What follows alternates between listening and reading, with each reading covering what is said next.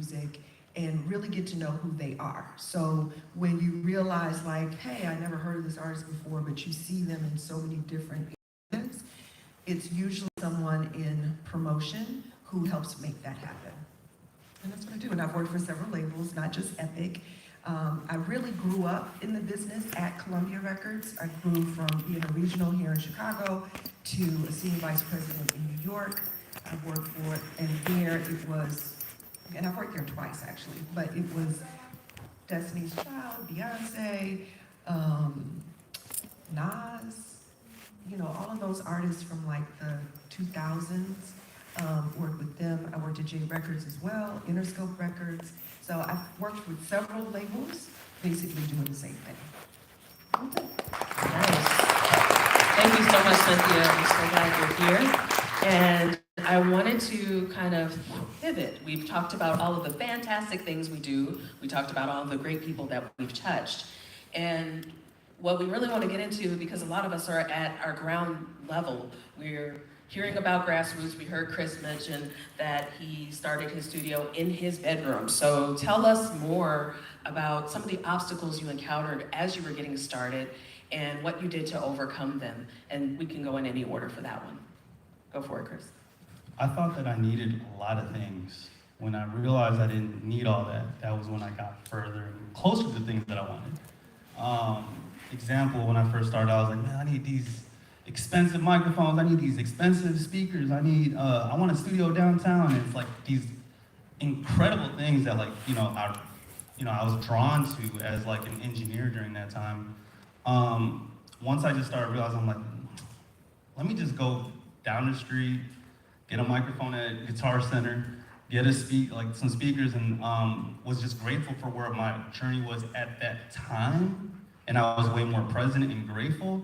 I got closer to those things way faster. And sometimes I think we try to speed up the process too much, especially with like how the internet works. You know what I mean? And slow down. Yeah. This is a long game. Like, mind you, 07, 06, we're here for the long run, so yeah. Mm-hmm. That's awesome. Anybody else? That's real. I mean, I was gonna say something very similar. It's like, you got to play the long game here as a mentality. A big hurdle for us was what I mentioned earlier was the contract we put in place in 2015.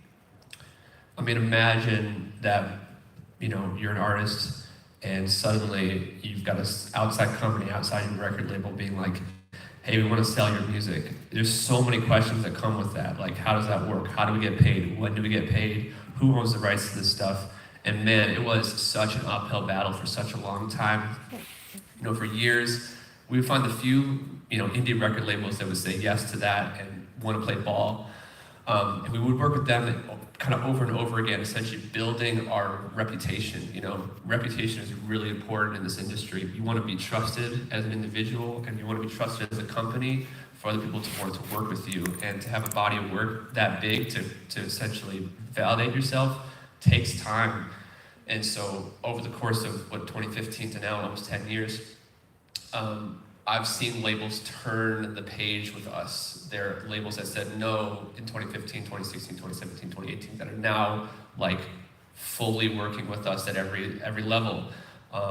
And there was a lot of doubt. I personally live under a kind of mantra of like, everything is possible. If it's not the right time, it's not the right time. It doesn't mean it won't be the right time later.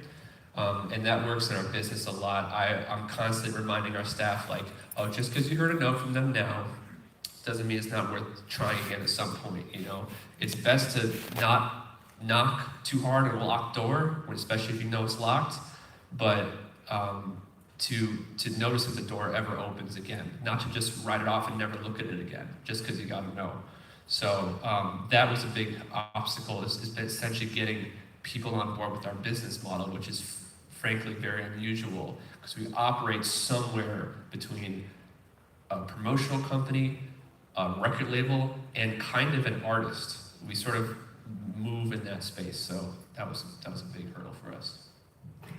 I think for me, the grandest obstacle that I overcame very early was just believing in myself. It was just getting in that mindset that I wanted to do something, I wanted to start my own agency, I wanted to work with these big brands, and that I could do it. And the obstacle was very mental. It was like, well, I don't know anyone there. I don't know if I have these skill sets to do this. And so the grandest thing you can do at any starting point, whether you're starting when you're 18, when you're 35, when you're 70, whatever, is just being like, what do I know right now? What do I have access to the point of just like, use the resources that you have available to you now to just get going and figure out what your North Star is of just like, I want to do that and I'm going to be ruthless about getting there. For me, it was an obstacle externally that I was very young. I'm 32 right now. I was 24, 25 when I started working on productions where I was the youngest girl. Everyone was older, white dudes that were working on productions, and I was just, you know, a small little girl that had bigger ideas of how to do things. I was learning how to play the game. So I also like to tell people, like, learn the rules of the game, because you cannot break the rules if you don't know them. So start there first and just build a really great base, and you'll know that as years go on and then you're 10 years into it, you have a great foundation of what you overcame. You know, you're always gonna have to overcome obstacles, but don't let them get to your mental so easy. I'm gonna piggyback on what you said. So when I started, it was a very male-dominated industry. It still is, radio promotion. And I was very young, and I didn't know anything, to be honest with you. But I was thrown out there. I knew I wanted to do a great job. Had a great mentor. We worked in the same office together. She taught me really everything that I could know. But then, you know, you have to take that information and make it work for yourself. So I think the biggest obstacle for me was the realization that all of the people that were regional promotion managers, like I was at the time, knew each other for years. They had had long-standing relationships. And here I am, the new kid on the block, the youngest kid on the block, and what do I do? They would invite each other over each other's houses for football parties and go to football games together and go to basketball games together, the things guys do. But they didn't invite me. I would have had fun, but they didn't invite me because I wasn't a part of their group. So I had to think about, how am I going to set myself apart if I'm not a part of this whole thing? And the one thing that made me make sure that I was noticed, called, depended on, was my work ethic. Come on. So it wasn't a matter of just calling it in, let me just go to this radio station, throw this record at them, let them listen to it and leave. It was having the information, having ideas, wanting to work with them, giving them, trying to be the answer person for my company, and being a bigger answer person than anybody else in the room. Because I felt like people were my quote-unquote competition. Because they had done it so long, they were very comfortable with their relationships. So they could just say, hey man, can you play this record? I bet you, you know what I mean, or whatever. And I couldn't do that. So how am I gonna get that record played on the radio if I don't have that kind of relationship? So I built the relationship based on my work ethic. Always at the radio station, first person there, great ideas, great information, always willing to talk. I read Billboard like it was a romance novel because I wanted to be able to have the conversation outside of, will you just play my record? So if they had if some conversation came up and it wasn't just about programming, I could join the conversation because, like I said, I read Billboard, you know, through and through. Just so it was a matter of coming into something new, educating myself, looking at the landscape, and figuring out how can I make this work for me, devising that plan and executing that plan. Because it doesn't, you know, you have to have like a foundation within yourself of what you're gonna do to be successful. Because I actually sat in a music conference. We don't have those anymore, but there was this guy, his name is Hank Caldwell. He worked at Epic Records before I even thought about Epic Records. And he was there and he was running everything. And I looked at him, just still new to the business, and I'm like, you know what? I want to be that guy one day. But the only way I could be that guy was to get the experience. And again, come up with a plan, figure out what it is that has to happen, do the things that other people aren't willing to do, because there are a lot of those who will not do the job, but you can do the job. So I think that obstacle, it wasn't necessarily an obstacle, but it was definitely a goal for me to achieve, to be that person. And by the time I left LA, because I started in the business in LA, but by the time I left LA, they were like, we want to throw you a going away party. We're going to miss you so much. And I was like, I'm good, because now I'm going to Chicago, back to Chicago to start a whole other chapter. But it's just, you know, you go from obscurity to, in a way, in your business, notoriety. Because everybody was like, Cynthia, you're leaving us? And I'm like, yep, I'm out. Because there was something else waiting. So. Come on. Wasn't me. You want me to jump in? Do you have something to jump Oh yeah, of course. Yeah, I mean, really, it's just about doing the thing, right? I think that's the hardest thing. You get in your head and you get nervous to do the thing, or what's this person going to think about? What are my parents going to think about this? They just paid for me to go to college, or they supported me while I was in college, and you know, that's an issue that I had. Was like, I wanted to do fake short drive full time, and I had a good job and benefits and a 401k and all that, and you know, telling my family like, look, I'm about to stop doing this and go into this unknown. Like, even to this day, I have trouble describing to my family what I did. They still don't understand it. But it's much easier for your generation now because these things exist. It didn't exist 15, 20 years ago. So it's just really doing the thing, taking the chance, believing in yourself, and also having discipline. I had to become extremely disciplined in order to make it work, in order to continue to keep doing this almost 20 years later. So you gotta have a passion for it, you gotta have dedication for it, you have to be disciplined with your time, how you spend your energy, where you spend it, and you know, especially as you get older, the commodity for me is time. I don't have enough time, like, so I'm always moving constantly, trying to figure it out. So that's what I say, just do the thing, don't be scared, and be very disciplined with whatever you choose. Very good. I agree with you in a lot of that. As a person that's kind of navigating that, I have some of those periods that do the things. So with that being said, how, and hearing your stories of the difficulty of breaking into your spaces, those spaces, especially for you, Cynthia, and Lucy specifically, what does it look like for networking? How important is that, and how seamless was that for you? How do you know you're talking to the right person? How do you pursue these individuals without, you know, being relentless or rude or something like that? So, you may not know it, but I'm very quiet, very serene, very shy. But you can't be that way in the music industry. It doesn't serve you. Right. So again, when I first started, that's how I was. I was quiet. I would go to parties and I would just kind of stand by the wall and look at everybody like, hi, hi. It's just, I realized like it's not gonna serve me. No one's going to give me another job or, you know, wanna engage with me if I'm standing in the corner not saying anything. So that's who I am, but I have to become Something else. Not someone else, but I guess grow in who I am and make that a part of me, much more a part of me than it naturally was. So I decided, you know, I've got a lot of decisions going into this whole thing. Like, it was just all happened with just inside. Like, okay, you know, you don't necessarily like talking to people, but it's fine. Pick one person at one party. Getting Billboard always helps, you know, having that information about something other than what you do. And I would just start a conversation with someone I did not know. That was the whole key. I couldn't talk to people that I knew.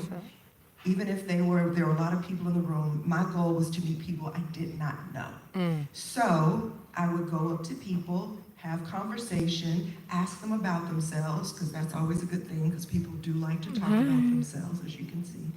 And just ask the questions, and then bring up topics for them to talk about. And just anything that I read, I would just bring up in that moment. Then the next party, I made up my mind, okay, so you talk to one, now talk to two. The next party was like, okay, talk to 5. And the next party was like, okay, go for 10 people, go for 20 people, go for the whole room. And so before you know it, I'm just flipping around the room having a conversation with everybody because I've got my armor of information, my desire to find out who you are, to see if we can be friends, because I'm in California, I'm from Chicago, like I don't know these people. So, look, who are you? Because this is who I am, let me find out who you are. So it became a little bit of a game, and then it became who I am. So literally now, after all of these years, I can go into a room, realize like, dang, I don't know anybody. Like, hey, how you doing? What are you up to? What's your name? What do you do? And then maybe they ask me, maybe they don't, but the key is I'm gonna have a conversation with them. And then hopefully I can give something to them, they can give something back to me. But networking is Essential. absolutely positively important. Yes. Because as much as we are all on social media and we think like, I can talk to somebody on my phone and I'm good, it's that interpersonal conversation, the interpersonal relationships Yes. that really make the difference. You can get a job, but you know what? You can get that job and then somebody meets you and you're a schlep, then you're not gonna have that job very long. But it's the interpersonal conversations, it's the interpersonal relationships that matter and have really helped me get to where I am. So. Absolutely. Networking is everything, I think, to me. I always think life moves at the speed of your relationships. So when you think about networking, when I think about networking and that style of networking, that was like in college for me, where it was you go, you are introducing yourself. Networking is so different now, where it's to that extent of even thinking about social media. It's like you think that you can follow someone on Instagram or add them on LinkedIn and that's that. Now you're connected to that person. There's so much work that goes into building a relationship so that it works for you and that you work for that relationship. My entire business, I'm so fortunate to think about the fact that I have never cold called anyone. Business has inbounded to me. I have never gone out for it. And that's happened because, to what Cynthia was saying earlier, you put down your head and you work, and people see how you work, and then people talk about you. Did you know that Lucy does event production? She was working on this. And all of the people that I started to meet would come from someone that I knew that had already vetted them as a great person, that was vetting me as a good person. So there's that level of networking, and networking with people who are above you, who are maybe directors at places that you want to work with. And then there's also the networking with your own peers, because I think people forget that the people that you're working with now, hopefully you will be in a decision-making position later in life, and also they will, and you all can work together. I saw this a lot at Pitchfork in my time there, because I got brought into Pitchfork from a mutual connection. And then when I got into working on the festival, I realized that so many of us, I went to Whitney Young, just down the street for high school. Shout out to my Dolphins over there. So many of us had gone to Whitney Young. There was a crew of people. It's like, oh my God, I used to walk the halls with Seema, and now she's festival director. And you just never know who you're going to meet now that you're going to work with later. And so, the saying of don't burn your bridges is true. Just be a good person and figure out what value you bring to the table. And I think something also important about networking is don't use people for what they have. Like, there's people that during Pitchfork I would not talk to all year, and then I would get a text like, hey, you working on the festival this year? Can I get some tickets for Saturday? And I'd look up at my messages the time before, and it's like, you texted me at the same time last year asking me for tickets. Like, where's the communication during the year? So just think about, treating people respectfully and really building these relationships so that there's something that naturally grows as you continue to grow in your career. Yes. Absolutely. I'm only laughing because I just experienced what you just said right now. Like last week, I looked at a text message from one of my, someone from high school, and I'm looking at him. Every year you hit me up every time it's Lollapalooza. Hey, so you going to Lollapalooza? I'm like, yeah. But you're not. Right. If we're gonna talk about networking, and we're talking about like, you know, my feeling like the music side, I mean, we're all on the music side, is relationships is everything. Like, I tend to talk about this at the studio a lot, is that we're in the human business, the emotion business. So it's all about connection. So what you create, your art, it's all about connections. You speak through your art. You know, even if you don't know how to talk, you talk through your song. You find your own version of what communication looks like, right? So you might be uncomfortable. You might be the person who doesn't like talking to people. But you got artists still making it and still paving their way because they're putting their all into the thing, the medium that makes it feel like that, oh, I could connect with this one thing. Whether it's merch, whether it's an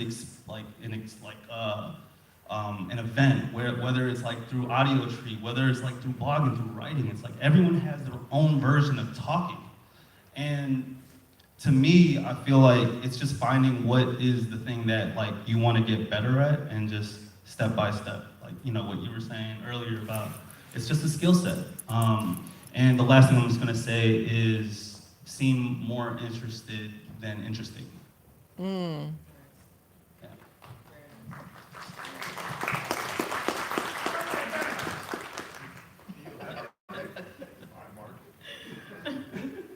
All right, so Andrew or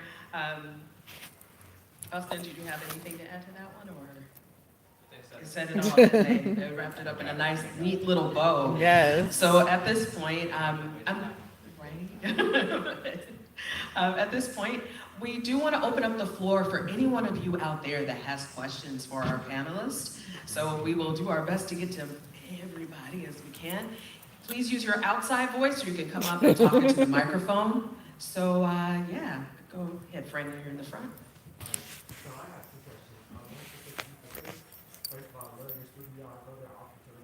Nice. But the question I have is, what is Classics Never Die? Is it like a rebrand, Classic Studios, or what's the All right, ready? No, so Classics Never Die is like, it is an accumulation of the history that was made at Classic Studios, and still to this day, Classic Studios is here forever, right? So that's why we say Classics Never Die, right? And the people that we all build with each other, it's like a team, like from Juliana, who's here, our VP of A&R, Tendai, who handles all our content. So everything that you see online, that's all him. You know what I mean? So I'm not anything, like I'm no one without the team and the people around me. But Classic Never Die is just like, we all just share the same mission and vision of like, just trying to create things that we feel, like we wanted to create a new brand that would withstand like the next 20 years. And, you know, Classic Studios is always synonymous of like, it's like the community, the resource is always gonna be educational. It's like, that's the place where people meet. C&D is gonna be like, all right, let's when we get to that point, this is the training camp, this is the dojo. Like, this is where we start putting things in like, oh, let's have that conversation and we start talking business to these major brands, to these labels, to these distributors and these partnerships. So that's what C&D is, Classics Never Die. I hate defining things, and I hate that I'm doing this right now. I'm sorry. I love it. It kind of like kills the magic sometimes, but that's what it is. If I want to like, it's a creative agency. Awesome. My friend in Menar's sweatshirt here, and maybe can I get a bite? Yeah, so I was gonna say, would you like me to, I can pass the mic back and forth. That could work. All right.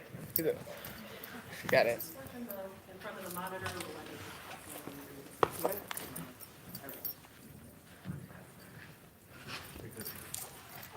Thank you. Okay.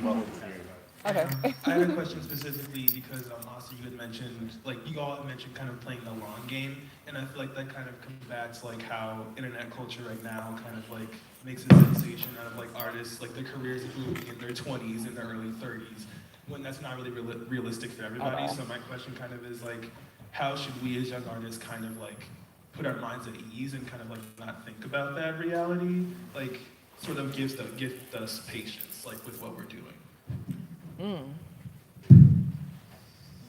Good question. That was the question. The question was for me, or for anybody up here? how to take the pressure off young artists. Is that like the?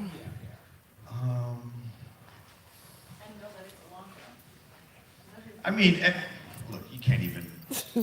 I don't even know how to. Here, I got a something to say about this. So I think you gotta accept that there will be pressure, which is really a journey within yourself.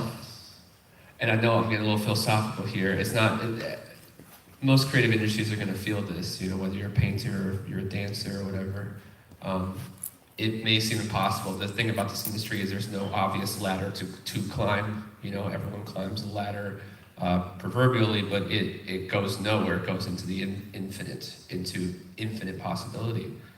And there are, I think, outside modalities that you could use to essentially get in line with yourself about what really fulfills you, about essentially being alive and the creative potential with that. That for me is what I go back to when I'm feeling the pressure that I still to this day feel and will probably feel the rest of my life, because you're human, I'm human, we're human, and this is part of our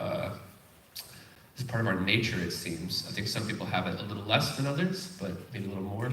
So I would say it's about honestly doing some inner work to kind of accept the pressure is just going to be there, but to sort of look at it as not your enemy. That would be my. It's not very practical, but that's the truth, I think. And there's no answer for that or why things. There's so much luck that plays into this. Like trying to be an artist, being successful. Luck is the X factor that you, of course, need. And I think really an important thing is to be cool with your fans, be cool to everybody else. Like, Yes. Embrace the people that support you. Whether you have 5 fans or 5,000 or 500, whatever, however many fans, treat them, respectfully and do things to engage them. And because those are the people that, are going to stick with you and build a solid base. I think a lot of times now with technology, everybody thinks they can jump over their local scene. Start at home, build something, build a base. So if people knock you over, because this industry will knock you over, people will knock you over in the business, you have a solid foundation at home that will always be there for you and can have your back. I think that's important as well. Don't jump over that, don't sleep on that. That's way more practical. It's good. Agreed. There's going to be pressure in everything that you do. So if it's something that you love, you're going to at least pick the thing that speaks to you, right? So that's number one. But number two, I don't know why I've been stuck on this law of motion, this idea of physics and stuff. And the first step always keeps hitting me, which is an object will always be in the same place, right? Unless there's inertia, right? And inertia is the outside external force that pushes it. So no matter what, you're always gonna need that kind of force to push you. And I feel like as artists, y'all are you guys have something to say. There's everyone brings something to the table, but sometimes it just needs to just get pushed in a way where it's in the right direction, where it does propel where it needs to go. So keep going, don't stop. This is the best time to be an artist right now too. I know a lot of people feel kind of pressured because it's oversaturated. Man, what? Man, what? You know what you had to do to be an artist back in the day? Man. You had to be outside. Tell him. I had to go meet him. How do I get to Andrew? How do I go to events? How do I do this? How do I do that? It's what? You have the internet. And I don't know who I was talking to. I was talking to someone earlier today. And I was just going through their Instagram and all the stuff that what are the top content that they've been posting for themselves on Instagram, so that you can understand what your followers are engaging with you. We just start to just not think about that anymore. But do you know you're $100? Mm-hmm. I'm just asking. I'm asking you. Do you know? Yeah. Do you know who they are? Yes. There you go. That's That's good. all that matters. Everything's in your hands. You're literally holding it. Period. Mm-hmm. All right. Okay, my friend. How y'all doing? Glad to be here. I'm YTN KG, The Lion. YTN, that's my music group. So my question is, as beginning artist, as a beginning artist, we have a nice following. We have a lot of views and whatnot for our music. Okay. Where do you think, what direction would be the right direction to go when it comes to advertising and promoting? Because I feel like as Chicago artists, we don't have a lot of promotion. We don't have specific things. There's 3 specific things that I feel like we don't have, but promotion is one of them. I'm also here with YTN50. He's also from the music group. He has a question as well. But I would like to know, as like an up and coming artist who do get views, we get views, where should we go for like promotion or like starting up? Like, how much money do you think we should save for promoting, or where should we go as being from Chicago? Because we don't have a lot of production, media, and things of that such coming from like the hood areas. Okay, so when you say promotion, do you mean marketing promotion or do you mean radio promotion? Because they're 2 different things, really, but they're kind of one. Marketing pretty much, because I feel like, yeah, marketing. Radio, we kind of make kind of explicit music, so I don't really see myself being able to be on the radio, but I would like to be on the radio. But you're a creative, so you can clean it up. Right.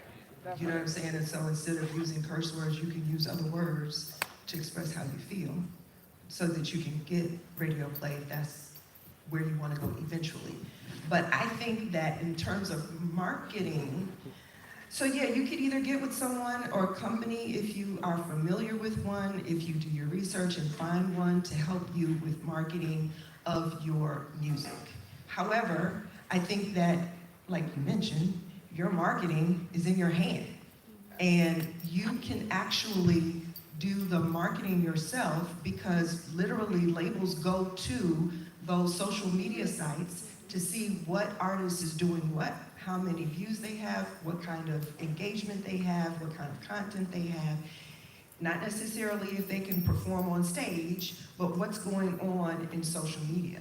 So if you are engaging, if you are constantly posting so that, and people actually repost what you have as well, if you continue to do that on a consistent basis, you can build a following that way, but you have to be consistent with it.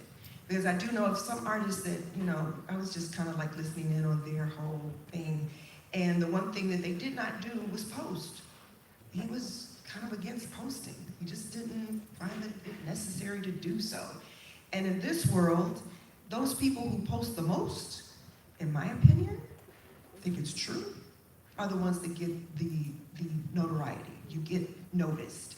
And again, because labels are looking for music and looking for something new, they too go to social media and look for artists that are bubbling, that have that kind of engagement, that kind of explodes, you know, on whatever platform you're looking at. And if there's nothing there, they can't find you. You recorded right now, right? I think she just gave you like 15 pieces of content. Yeah. you just use it as a sound bites in your music, and you just like run it back, you know. Yep.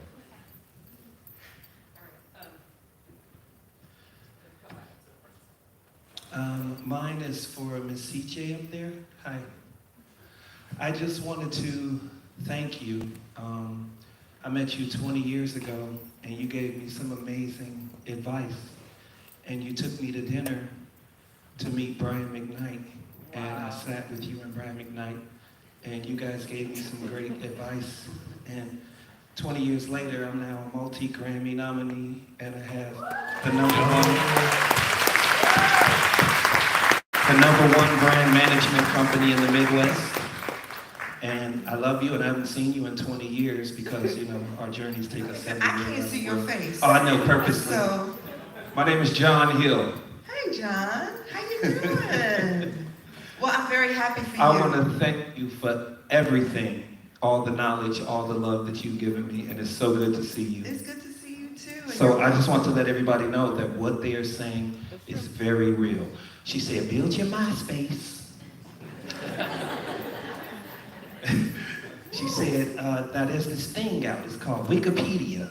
What you want to do is you start building and go outside and talk to people, and it worked. Thank you.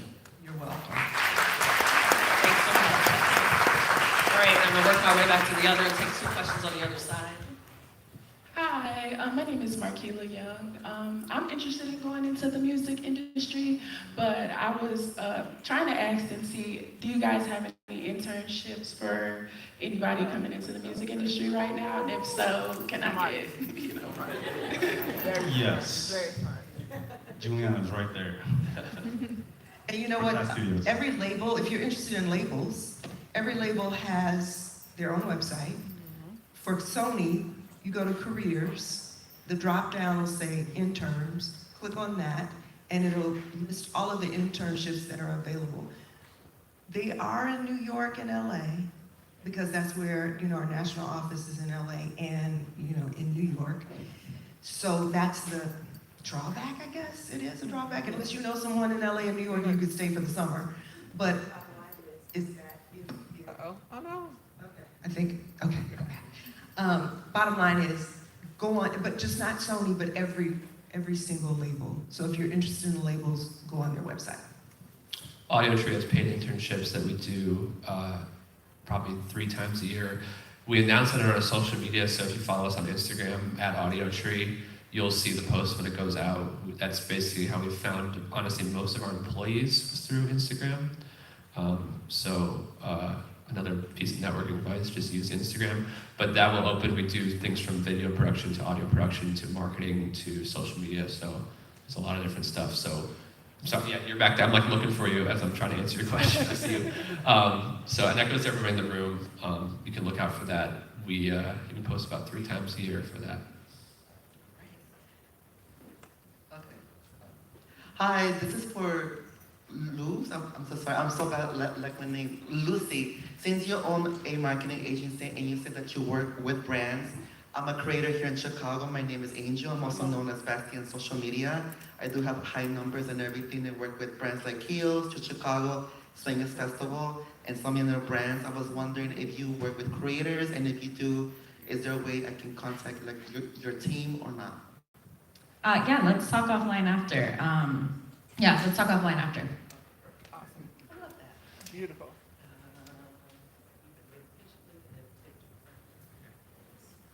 Hi, my name is Falair Carter. I'm a rapper, poet, producer. I'm not a Grammy award artist yet, but I'm Not yet, not yet. I'm gonna get there for sure.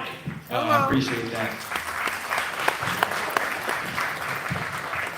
But the question that I did have is like, I've been working with my friends for a long time. We've been like making a lot of music in like our basements and stuff like that. How do you know when it's time to scale up in your network? What do you mean by that exactly? What? Like we make good music and things like that, but it's time for us to take it to the next level in the quality of what we're doing. We've been posting our stuff a lot, but it's time for us to get to that next level. And I feel like they're like, man, we're already doing it. And I'm like, nah, we gotta kind of invest a little bit more. You're talking about like quality of production or something? Yeah, or? quality of production, quality of studios, quality of our marketing, videos, all that kind of stuff. Like, how do you feel like how do you know when you're ready for that? I mean, look, I think you got to create a groundswell first. You can do so much for so little right now. Yeah, you don't need a lot of money to get started. No. Like, I think that's a misconception, is that you need millions of dollars or thousands of dollars. Or a big like, fancy studio. Yeah, I mean, it would be great. You could go learn from Chris, Classic, like or Audio Tree. You could go to Audio Tree and like learn when you're ready. But you know that, I think, don't get caught up in, oh, I need this big cosign, I need this person. Create your own groundswell. That's how, you want everybody to come to you. You don't want to chase people, because the people that make the decisions, they want to chase you. They don't want you to chase them. At least that's mine. Like, a label's not going to sign you now just because you make good music. You got to have some kind of momentum. They can't take you, like if you got 100 monthly listeners on Spotify, they're not interested in you at all. They're just not. They're not gonna do anything. You gotta be moving for them to even wanna get in business with you or do something. Even like a big manager or something like that, like you gotta have some motion. And I think you just gotta keep working towards that and build a groundswell. I know that's not an easy response. No, and if you're remaining authentic in your art, man, if it's coming from your heart, it will touch other people. You gotta keep that mentality going, because if you start fabricating it, it's gonna feel bad for you and bad for your audience. So that can look like a million different things, from trying to up your production just because you think it's the right move versus just actually sticking with your heart on some verse. You know what I'm saying? So like, again, it's a bit of a long game, but you know, you stick with your heart, it'll pan out for sure, in your favor.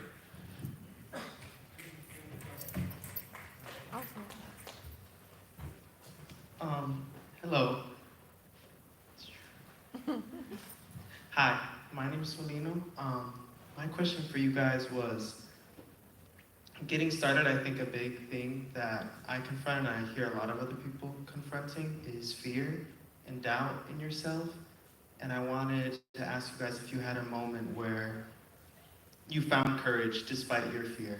You know, real courage where you deal with your fear and how you moved from it. I can't speak for everyone on the stage, but I got into where I am today because I was always on the other side of fear. So it was always challenging myself to stay, like if I got too comfortable, I hate being comfortable. And I would put myself like, all right, well, if I don't know enough about one thing, if I treat everything like as like a skill set, right? As we were speaking before, it's like maybe I don't know this version of me already. I hate talking, I hate doing this. I'm gonna be real, like, because but they always ask me, I'm like, well, you know what, this year I'm gonna say yes to all the panels. Yes. So you're looking at someone who's fearful of this. You could do it too. I love it. You got it. I think, I was just gonna add, you're always gonna be scared of doing something, and something's always gonna happen that's gonna go not your way. When I launched Loose Ends in 2018, I had a great 2019, and then 2020, I knew exactly what I was doing. I was like, I'm booked all the way to December, and then the pandemic happened. This month is 5 years of the pandemic. And I think about that time when all I wanted to do was like roll in a ball and cry and think about how I took a chance on myself, and the world somehow decided that like I couldn't do events, that I could not do the thing that I loved, which was gathering people. And I thought so much in that moment of just like, am I gonna quit doing this, or am I going to be hopeful that things will sort out in the end and we can gather again? And look at where we're at now. You know, we're gathering, we're talking about music festivals, we have new music festivals in our city, things of that nature. So just know that life is gonna hit you all the time. There's always gonna be something to be scared of, and it's you have to find it in you to just keep going. Fear is fuel, 100%. Like, when I was offered the position I was offered, which I did not ask for, it just came about through a series of events over the course of over a decade. And I'm suddenly being offered second in command in a company that I deeply love. So much fear came over me, and it was something I had to work at. But I have this little visual that I use a lot, which I look at decision making as like a stoplight. So green is like there's no fear at all. Yellow is there's like a little bit of fear, but like it's manageable. Red is like, oh my God, there's so much fear, I can't fucking move. And then I add a fourth that's orange. And orange is somewhere in between the yellow and the red. And it's this sweet spot where it's like, you're standing on the edge of the cliff, you don't know how far the fall is, but you know that there's something you want out there. It still feels, it's like, I call it like riding orange, is what a teacher of mine used to call it. And if you can ride orange, it takes a lot of courage to do that. But that's where you're using the fear as fuel for your desire. And that's the most courageous thing you can do, because when you do that, everybody around you benefits. Whether you believe that or not, that's just how life seems to work. So that's how I like to visualize it. And I know we're over time. Are you guys okay for one or two more questions? Yeah. All right, so this gentleman's been waiting. Hello, I'm Diego. This question is mainly specific for Lucy, because I'm also interested in doing like events production and whatnot. You talked about like your experience working with like Pitchfork and your own company with like Spotify and whatnot, but I'm more curious on like what the actual like origins and beginnings of your like experience within that part of the industry was like. So before you were signed on to Pitchfork and these big names and magazines and labels, how did you start getting interested in events? Did you throw your own personal events, whether it was like in a DIY sense, or did you just get lucky and just get into this company, and or how did that work essentially? All of the above. I'll make this short. I'm born and raised in Chicago. I ended up going to the University of Wisconsin in Madison for school. I was studying textile and apparel design, and I was studying textile and apparel design, period. Moved to New York to do an internship where I spent every single dollar I had saved and begged my parents to let me have $500 to see if that's what I wanted to do. And I realized I did not want to live in New York, and I did not want to do fashion design. And when I moved back to Wisconsin, I told my counselor, like, I don't want to do this, I want to do something else. And they were like, well, all your credits are only for that, so you can start over. And I was like, there's no way I'm going to tell my parents that they just wasted all of this money. I'm going to go to the business school and do entrepreneurship, and I'm going to drop out this year. Not advice that I am saying, it's what worked for me. After that year, I was like, I'm going to learn as much as I can in entrepreneurship. I don't know if I'm going to open a business someday, but these are skill sets that I'm going to take. I moved back home, and I worked at a fashion design company the first year. I wanted to pay off all my debt because I left school with $44,000 in debt. And I wanted to figure out what I actually wanted to do. When I was in college, I was working at a restaurant, and I realized how much I loved working in restaurants. I loved the thrill, I loved how fast-paced it was. I ended up working at a restaurant here with a chef named Stephanie Izard that has a couple restaurants in West Loop, and I started as a host, and 5 years later, I left as one of their directors of events. The events obviously in restaurants are so different, but since she was a nationally acclaimed chef, she won Top Chef right when Top Chef had started, I was traveling with her the last couple of years that I worked with her, and I remember the exact moment that I saw what a brand activation was, where I was at a food and wine festival at the top of a mountain in Aspen, and I saw that Gotham Greens had paid a bunch of money to be at this house with everyone, and I wanted to know who did that. Who made that decision to pay my chef thousands of dollars to come and build this greenhouse? And that was like the start for me. And then when I decided that I loved doing events, I started to host my own DIY events. We used to have DJ nights at Punch House, like do all this stuff of just understanding like what do people like doing in events.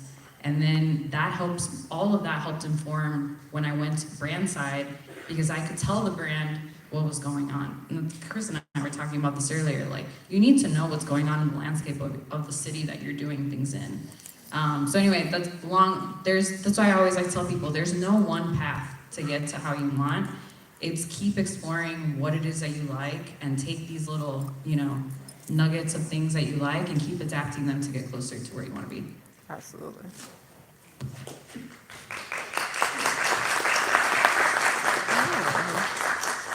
All right, hello everybody. How y'all doing today? I know two of y'all know who I am, but those who don't know, my name is Mark Brayboy from the South Side of Chicago. I am a music writer and photographer. I contribute to Rolling Stone, Chicago Sun-Times, The Tribe, and about 30 other national and local publications here in Chicago and writing and photography. I got a very hard question I want to ask you guys pertaining to current events and pertaining to both the music industry and festivals. In 2020, the record industry made a lot of promises about diversity and inclusion after the George Floyd protests. And since then, we've seen a lot of the Republican Party attacking all these companies and threatening to move. DEI is under attack everywhere. And the music industry, been involved with DEI. What promises have the music industry fulfilled? In addition to that, how is the music industry navigating these things with Trump? And how do you all navigate working within the upper echelons of people who may not be as race conscious? Woo, nice. I like that. Oh my God, that's how they really give her the mic. I love it. Let's go.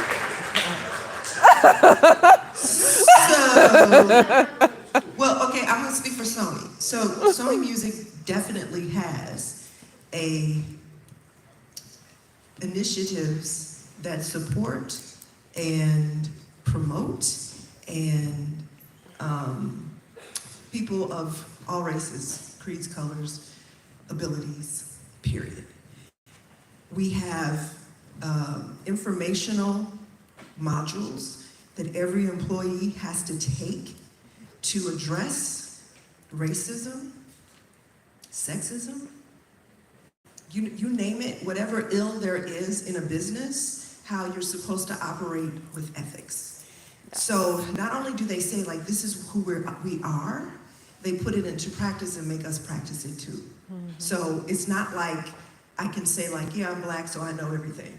Do you know what I'm saying? And I know protected classes, and I know which ones they are, blah, blah. Like, honestly, it was those modules that taught me a lot about social justice. So I think that Sony takes a very great look at it, and we have our diversity departments. Have they gone anywhere? No. No one said they were closing down.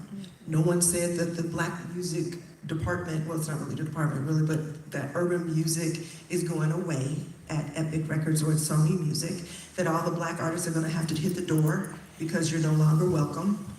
Nothing like that has happened. Now, when you talk about things that are the corporate structure and how they deal with things, okay, that's above my pay grade. I don't know.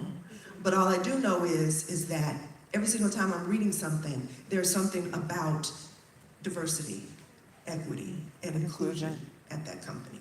So all I can do is talk about what I know and what I see and what I have to do in order to, and in fact, because if I don't take those modules about all of the issues that a corporation could face, then my department gets fined or I could get fired if I don't do it. So people have to do it.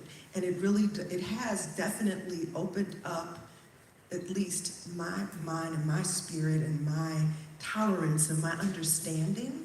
And I'm hoping that other people who have to do it too do the same thing. But again, it's the people who make policy that I hope they do it. I don't know if they have to, but I hope they do, because you do learn a lot. So that's all I can say. Very good. All right, this is our last question for the audience, and then we have one more for here up there, and then we're gonna wrap. Okay. Hi, my name is Tanya. I have a background in media and film, and I feel like it it cross-lists with a lot of music industry in terms of their hubs in LA and New York. Being from Chicago, I feel like you said, a lot of internships are based in the hubs.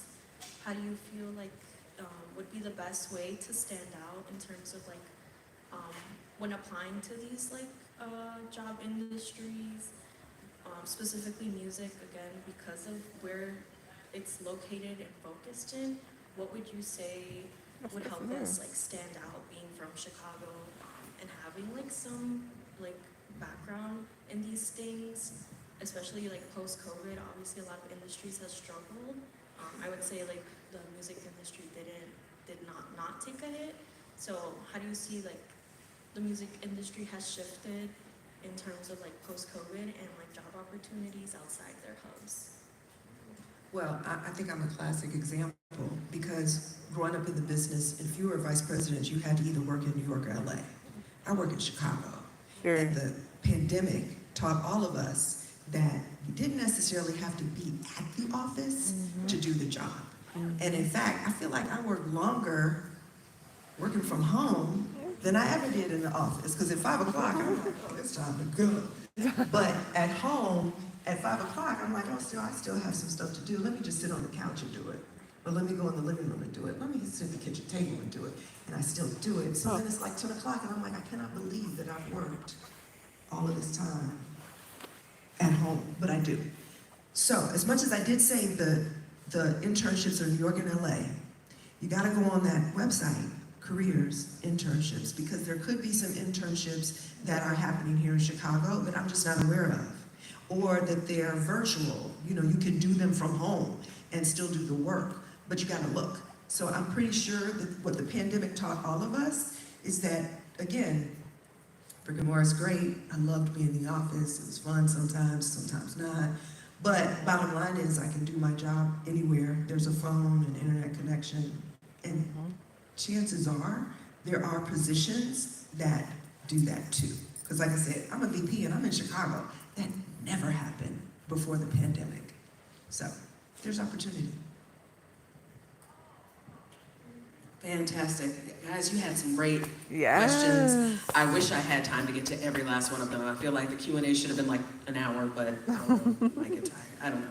Anyway, friends, I'm really appreciative of you sharing your time with us. And so from my panel, I'm going to ask you one last question. Like, we just want those last little tidbits. What is the one piece of advice that you wish you had as you got started in this business? And if you've already said it again, we'll just, really reiterate it or put it in bold and underline it for everyone here.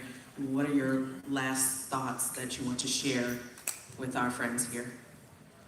Yeah, thanks everybody. Thank you. Great job moderating, by the way. Yes.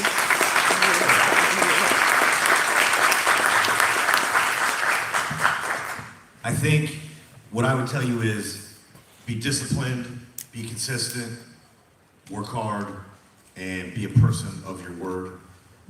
At the end of the day, that's what you have as your reputation. So protect that. Do good business with people. If you say you're going to do something, do it. Follow through with it. And work hard and treat everybody with respect, because you don't know where somebody may be way below you now and they can shoot way above you. I've seen it all. I've seen people below me go zoom past me and then come right back down. And, while they attack everybody on the way up. So you just be cool and be appreciative and be thankful. And, work hard every single day. That's the key. What was that? Oh, I thought somebody was yawning. Right. Is that gratitude yawn or? Austin. Yeah, you can, I would say, be less interested in trying to prove yourself, be less interested in coming in armed to a situation, be more interested in trying to break bread with people, trying to be yourself around people, and noticing the people that are resonating towards you instead of trying to drag them into your sphere. Nice. Just work at getting better 1% daily. No, that was mine. That's Kobe mentality. I'll come up with another one. Stay committed. No, for real. Just stay committed. Commitment's everything, I feel. And just like, no one else is gonna do this but you. Whoever, you know what I mean? Like, no one's gonna hand this to you. So you have to show up daily. And the only way to show up daily is to stay committed and we're 1% better daily. Yes. That's a good thing that we both have that mentality. Well, one, I'll just do that. The Kobe mentality, Mamba mentality is be 1% better every day. Pick one thing, do it 1% better. If you do that over a month, 3 years, 10 years, you're gonna be a better person.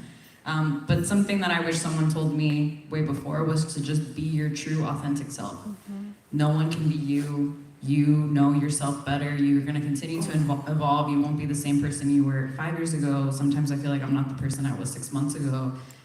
But if you are true to that, the opportunities will open for you, and they will be opportunities you actually want because you're calling them into your orbit because you're just being yourself. So, and don't give up. It's really hard out there, but just don't give up. All of that. All of that. And also, I think that you take all of that, because really, honestly, all of that is something that I would say to you, but it's already been said and said very well. So I will say this, it's not really about what you say, it's about how people feel about you after they leave you. So with all of that, be kind to people, follow through, be a person of your word, work hard. So everything that we said, do all of that, because you may not remember what you said to a person, but they will. Come and on. it can change their life.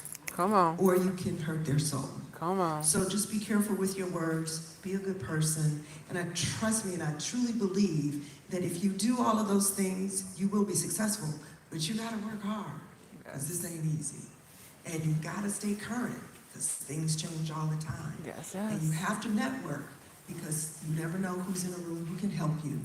And yeah, all of that. That part. That part. All right, everyone, give one final hand to Austin, Andrew, Chris, Lucy, and Cynthia. All right, my name is